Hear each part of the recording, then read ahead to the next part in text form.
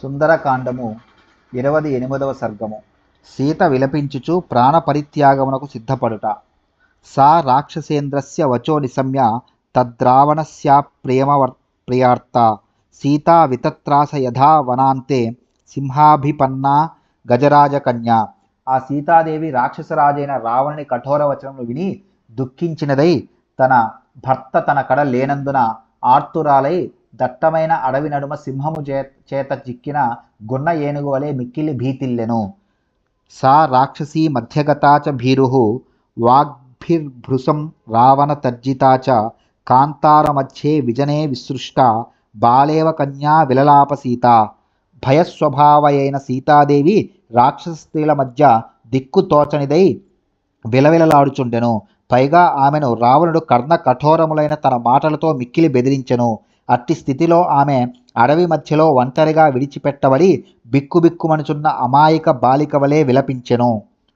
సత్యం బతేదం ప్రవదంతి లోకే నాకాల మృత్యుర్భవతీతి సంతః యత్రాహమేవం పరిభర్త్స్యుమానా జీవామి కించిత్ క్షణమప్య పుణ్య. లోకమునందు ఎవరికైనను వారు కోరిన సమయమున మృత్యువు సంభవింపదు అని ప్రాజ్ఞులు పలుకుదురు. ఇది ముమ్మాటికి సత్యమే గదా. రావణుడును ఈ రక్కసి మూకలను నన్ను ఇంతగా భయపెట్టుచున్నప్పుడు ఒక్క క్షణము కూడా నేను జీవించి ఉండరాదు. అయినను దురదృష్టవంతురాలనై నేను జీవించి ఉంటుని. ఇదియే అందులకు ప్రబల నిదర్శనము. సుఖాద్విహీనం బహుదుఃఖపూర్ణం ఇదం తు నూనం హృదయం స్థిరం మే విశీర్యతే యన్న సహస్రధాద్య వజ్రాహతం శృంగమివాచలస్య. సుఖమను మాటకే నోచుకొనక అనేకములైన దుఃఖములలో మునిగిన నా గుండె వజ్రాయుధముచే కొట్టబడిన పర్వత శిఖరము వలె తుత్తినియలు కావలసి ఉన్నది. అయినను అట్లు కాలేదనగా అది ఒక రాతి వలె కఠినమైనది. నైవాస్తి దోషం మమ నూనమత్ర వధ్యాహమస్య ప్రియదర్శనస్య భావం న చాస్య హమనుప్రదాతుం అలం ద్విజో మంత్రమివాద్విజాయ. ఈ భయంకరుడైన రావణుడు ఎట్లయినను నన్ను వధించి తీరును. కనుక ఇట్టి స్థితిలో నేను ఆత్మహత్యను చేసుకొనుటలో దోషమే మాత్రమునూ లేదు. ఇది యథార్థము.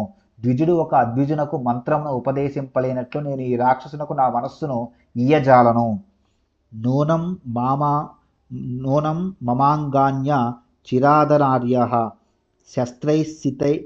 శస్త్రైశ్చితైశ్చేత్స్యతి రాక్షసేంద్రః తస్మిన్న నాగచ్చతి లోకనాథే గర్భస్థజంతోరివ శల్యంకృతః.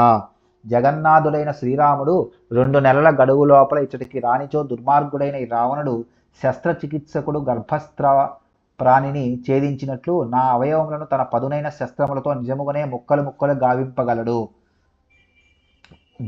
దుఃఖం బతేదం మమ దుఃఖితాయ మాసౌ చిరాయాధి గమిష్యతో ద్వౌ బద్ధస్య వధ్యస్య తథా నిశాంతే రాజాపరాధిదివ తస్కరస్య. అయ్యో, చిరకాలము నుండి దుఃఖములో మునిగిన నాకు రావణుడు ఇచ్చిన 2 మాసముల గడువు త్వరలోనే ముగియనున్నది. రాజాపరాధము వలన బద్ధుడై ఉరిశిక్ష పడి వేకువజాముననే వధింపబడనున్న దొంగ స్థితి వలనే ఇప్పుడు నా స్థితి ఉన్నది. హా రామ, హా లక్ష్మణ, హా సుమిత్రే, హా రామమాత సహమే జనన్యా ఏషా విపద్యామ్య హమల్ప భాగ్య మహార్ణవే నౌరివ మూఢవాత. అయ్యో రామ, లక్ష్మణ, సుమిత్రాదేవి, కౌసల్య అత్తగారు, ఓ నా తల్లి సునయన, అందరూ నా దుస్థితిని గుర్చి వినుడు. దురదృష్టంతరాలనైన నేను మహాసముద్రమున పెనుగాలికి గురి అయిన నావవలే తీవ్రమైన ఆపదలలో కొట్టుమిట్టాడుచున్నాను.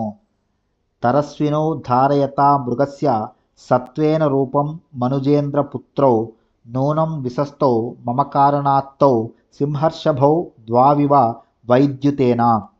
బలశాలురు రాజకుమారులు అయిన రామలక్ష్మణులు మృగరూపమును ధరించిన ఒక ప్రాణి చేత, మారీచుని చేత పిడుగుపాటుచే 2 సింహముల వలె నిజముగా నా కారణముగా ఆపదల పాలైరి.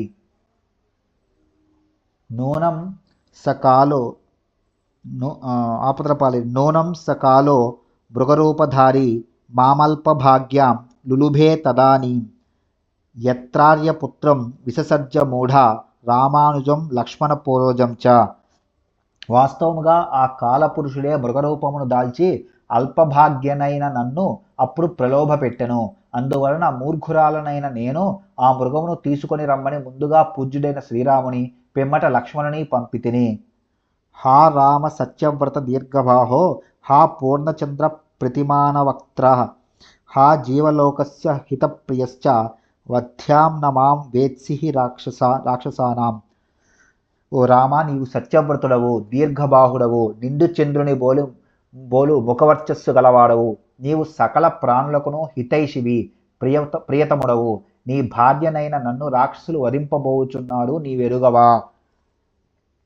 అనన్య దైవత్వ మియం క్షమా చ, భూమౌ చ శయ్యా నియమశ్చ ధర్మే, పతివ్రతాత్వం విఫలం మమేదం, కృతం కృతఘ్నేష్వివ మానుషానాం. నిన్నే పరమదైవముగా అనన్య భక్తితో సేవించుచుంటిని. నీ దర్శన భాగ్యము కలుగునను ఆశతో రాక్షసులు పెట్టు నానా బాధలను ఓర్పుతో సహించుచుంటిని. కటికి నేలపై సేనించుచుంటిని. నియమపూర్వకముగా ధర్మమును ఆచరించుచుంటిని. పాతివ్రత్యముతో మనుగడ సాగించుచుంటిని. ఇవి అన్నీను కృతజ్ఞులకు మానవుల కొరచిన ఉపకారము వలె నిష్ఫలమగుచున్నవి. మోఘోహి ధర్మశ్చరితో మయాయం తదైక పత్నీత్వమిదం నిరర్థం, యా త్వాం న పశ్యామి కృశా వివర్ణ, హీనా త్వయా సంగమనే నిరాశ. అయ్యో రామ, నా ధర్మాచరణము పాతివ్రత్య పాలనము వ్యర్థములే అయినవి. నీ దర్శన భాగ్యమే కరువైనది. నీకై కృషించి వివర్ణనైతిని. నిన్ను మరలా కలుసుకొనగలనను ఆశయు నాలో సన్నగిల్లినది. పితిర్నిదేశం నియమేన కృత్వా వనాన్నివృత్తశ్చరితవ్రతశ్చ, స్త్రీభిస్తు మన్యే విపులేక్షణాభి, త్వం రంస్యసే వీతభయః కృతార్థః. ఓ రామ, నీవు పిత్రాజ్ఞను నియమపూర్వకంగా పాలించి వనవాస వ్రతమును పూర్తి చేసి గడువు ముగియగానే వనముల నుండి అయోధ్యకు చేరదవని భావింతును. లబ్ధ మనోరథుడవై అచ్చట నిర్భయముగా సుందరీమణులతో విహరించదవని నేను తలంతును. అహంతు రామత్వయి జాతకామ, చిరం వినాశాయ నిబద్ధభావ, మోఘం చరిత్వాధ తపోవ్రతం చ, త్యక్షామి ధిక్ జీవితమల్పభాగ్య. ఓ రామ, నేనైతే నీయందే అనురక్తురాలను. చిరకాలము నీయందే బద్ధానురాగనగుట వలన ఈ రాక్షసులచే మడియుట కూడా లెక్క చేయలేదు. నిన్ను చేరజాలని నా ధర్మాచరణము, నా తపస్సు, నిరసన వ్రతము, పాతివ్రత్య జీవనము అన్నీను వ్యర్థములైనవి. నా జీవితమునే త్యజింతును. ఛీ, నేను దురదృష్టవంతురాలను.